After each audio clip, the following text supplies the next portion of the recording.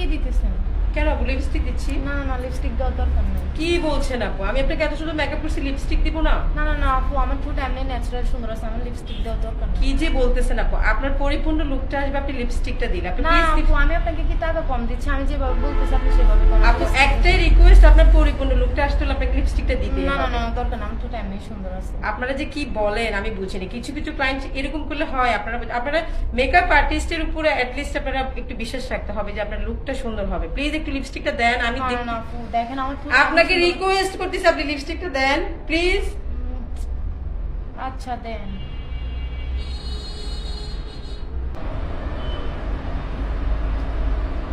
এবার দেখো তোমাকে কেমন লাগছে। ওয়াও, এত সুন্দর লাগতেছে। আমি যে তোমাকে বলছি যে আপু আমাকে একটু ভরসা করো, তুমি তো বারবার বলতেছো তুমি লিপস্টিক দিবা না। তো লিপস্টিকটা দেওয়ার পরে এখন দেখছো তোমার লুকটা কেমন হয়েছে, তুমি আয়নায় সত্যি দেখো। আপু, আমি আপনাকে প্রথমে বিশ্বাস না করে বলতেছিলাম, আমাকে অনেক সুন্দর লাগতেছে। অনেক অনেক ক্লায়েন্ট এরকম করে আমাদের সাথে, খুবই কথা বার্গেনিং করে। আমরা বলি একটু জাস্ট ভরসা করতে, কিন্তু ক্লায়েন্ট ভরসা করে না। আচ্ছা ঠিক আছে, এখন ওকে অনেক